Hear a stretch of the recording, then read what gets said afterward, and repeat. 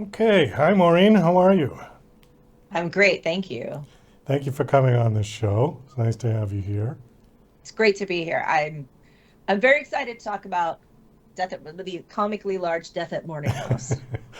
I see all your books and your big giant book cover. I'm curious what that thing is behind it, though. It looks like Oh, one of those. I'll Is show it an you. award? It's a Oh, okay. fan. It's a Oh, fan.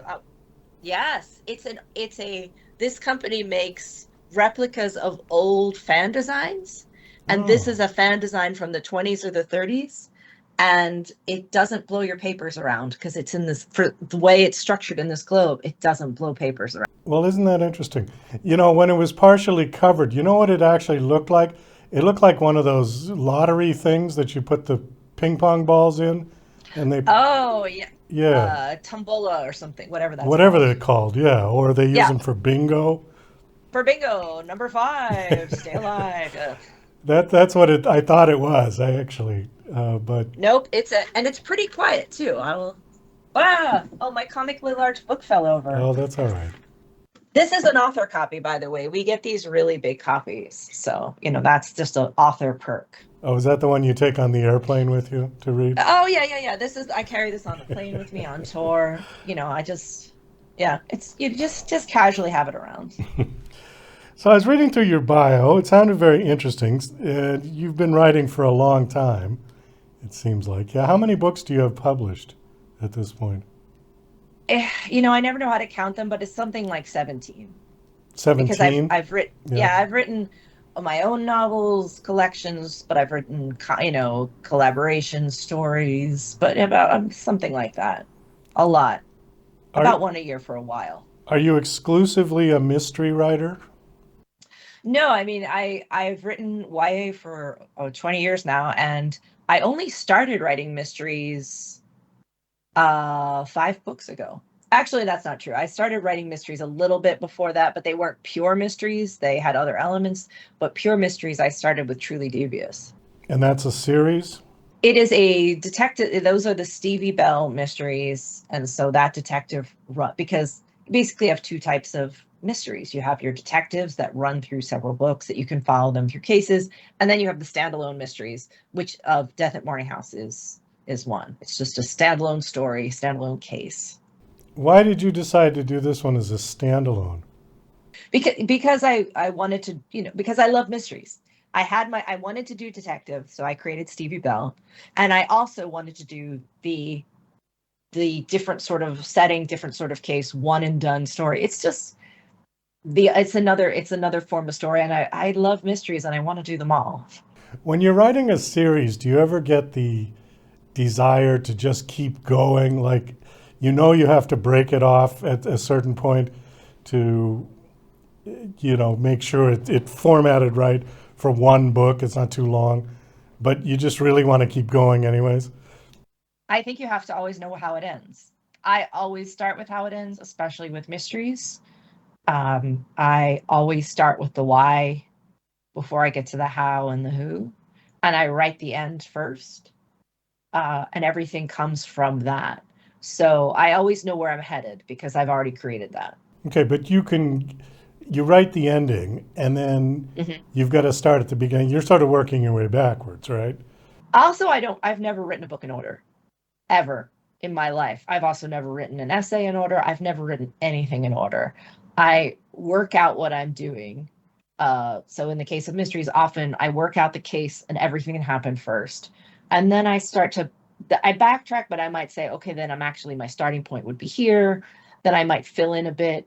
Sometimes that's sort of how I hesitate to call it an outline because it's more of a clustered structure that I will either track in a program like Scrivener, or I might do a whiteboard program and plot it out that way through a million little tiny post-it notes that I rearrange.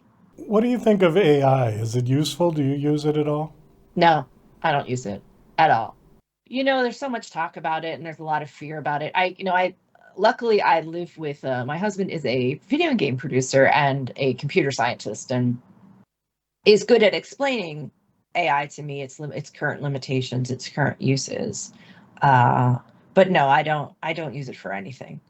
I have, as a joke, run to see what it would say about certain things, and I find it to be hilarious because it is a very bad writer. And so if you want to laugh, you can run stories through AI just for fun. But there's so much fear around it, and I too am sort of afraid of it. But but it's more that I am afraid of. My global fear is technocrats that do things without thinking of consequences. So your fear isn't that it's going to replace human authors. Who knows what it's going to do? And I'd certainly hope not. But in many ways, I always think that's up to us. That's up to us as to what we will allow to happen to us and to the world. Like we have choices, and that we have to take a stand and make choices and stand by choices and make protections. And are we going to make good choices as people? Do humans make good choices? Yeah, sometimes. Sometimes, and sometimes not. So I guess we'll see. It'll be part of our adventure. Well, okay, the interesting thing about AI is, and I get a lot of different types of people on this show, but it seems to be encroaching in everyone's world. With you specifically, it'd be about writing. I've had actors on who were concerned about it being replaced by an AI generated image. Music is huge for AI, where the computers are essentially making the noise that you listen to. And, it's everywhere. But I think at this stage of the game, it's still fairly benign. It's 50 years from now, I don't know.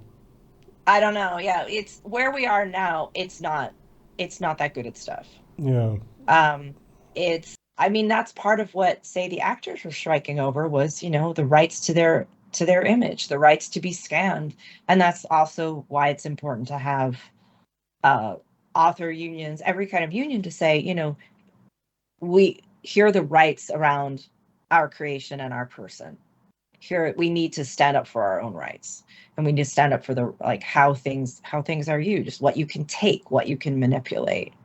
exactly. So again, I Yeah. feel like humans, we just have to keep trying to make good choices Well, it takes every day. copyright into a whole nother realm, Yeah, it you does. know, because now they can essentially steal your face Well, yeah, they and can, you can, use your image.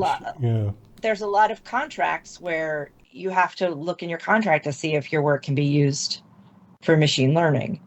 And can you keep your book? Like, determine, and it's not just like, is it going to produce, but what is it going to produce? Is it going to produce short stories? Is it going to produce, you have to like really look at your contract and your rights and see like what's actually happening, like what is actually specified in here.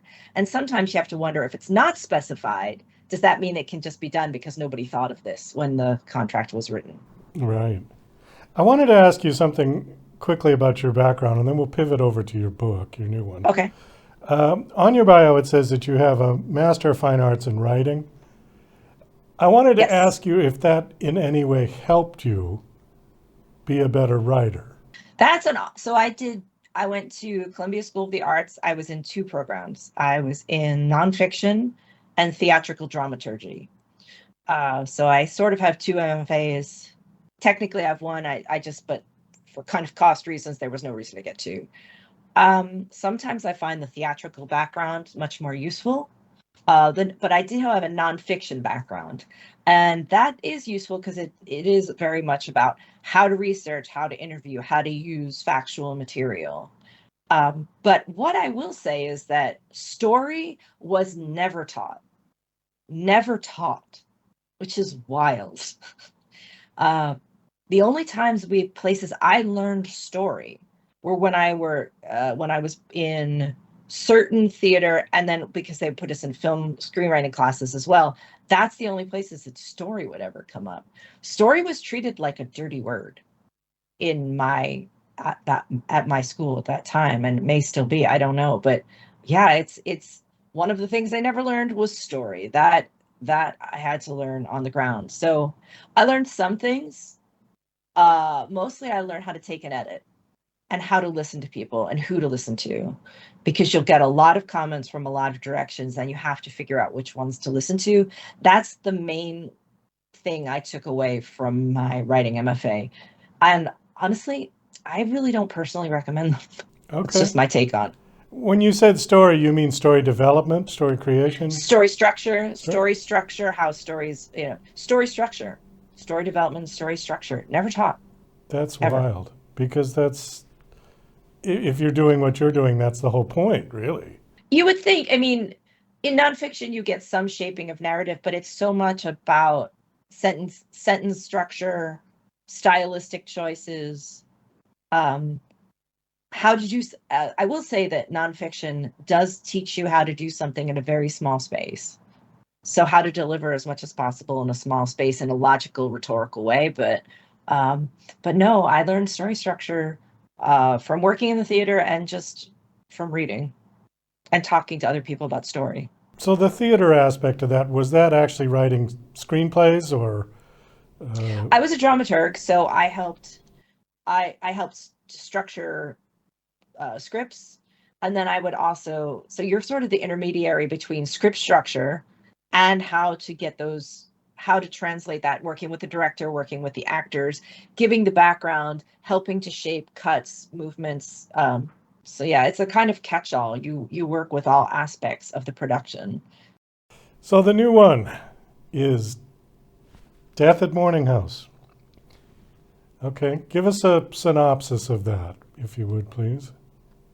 It's about Marla Wexler, who lives in Syracuse, New York, and all her life has just wanted to date this one person. And finally, this summer, they go on a date with them, and the date turns out terribly wrong. And by terribly wrong, I mean she accidentally burns down a vacation cottage and has to leave town.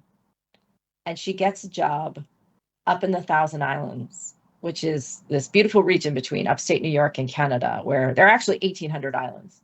From the very small, I mean, like literally just a rock with a tree on it, to a single house on an island or a much larger one with many houses. This is Ralston Island. This used to be the playground of the rich in the early 20th century. They would buy up islands, build mansions on them, and spend their summers there just yachting from house to house. And so there's all of these islands that have single houses or mansions on them. And this particular house, Morning House, was built in the 1920s, and it was the home of the Ralston family, who was Philip Ralston and his wife and his sister, his 6 adopted children who are all the same age, and his much younger son. And one day in 1932, 2 of the children die on the same day. The house was shuttered after that, and it's been left derelict, but it's being reopened this summer to the public. And they need one more tour guide, and Marlo gets that job.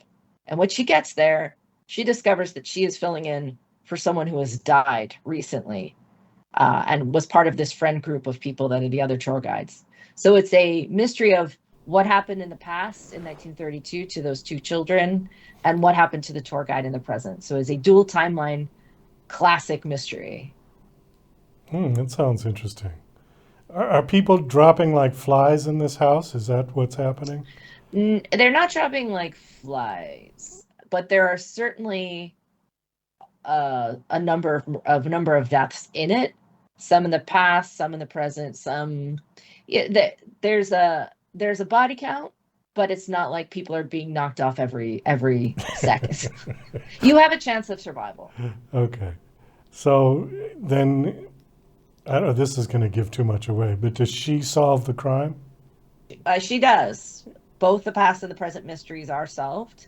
But she is not a willing detective. She is not someone who thought of herself as a detective. She's someone who landed in a situation and has to figure it out And okay, as the outsider. I wanted to ask you one thing real quick, and then we got to wrap this up. You co-lead an organization called the New York, Connecticut chapter of Authors Against Book Banning. It's a national organization, Authors Against Book Banning. There are chapters in all the different states and regions. So I happen to be the co-chair of just the New York, Connecticut part. But it is a national organization, has a national board and chapters all over the country. Okay, real quick, who do you think should decide what books are appropriate for children and what are not? Should that be left up to the parents or the school boards? Definitely not the school boards. Certainly, long experience. I have been banned. First thing you learn is that book banners don't read. They categorize on things they've heard about, but they don't read. They certainly don't understand what context is, but they like to be seen doing stuff. School boards, that is not the position of the school boards there. And some of them make good decisions and some make really terrible decisions because it is a political body. It is not an educational body. And I believe it's up to individuals and parents. I think that what you find is that people who are making choices, they want to choose what everybody gets to read. And that's not their job. And they're not, and certainly they're not, when people are removing books, that they're not good at it. They don't know what they're doing. Book banners are not readers. I cannot stress that enough. That is the first thing you learn, is that they're not readers. They are people that would like to be seen doing something, and it's used as a political football and nothing that benefits people. No benefit ever comes from it. All right, good point. We do have to wind this down. Death at Morning House has been released. It has. It's out right now. Okay. Last question. Do you have a website that you want to give out? MaureenJohnson.com. And you can also follow me on Instagram and my newly minted TikTok at Maureen Johnson Books. You can find, I'm more on Instagram, but I'm starting TikTok. Okay. Well, Maureen, thank you for coming on the show. It was nice talking to you. Nice meeting you. And best Thank of you so luck. much for having me.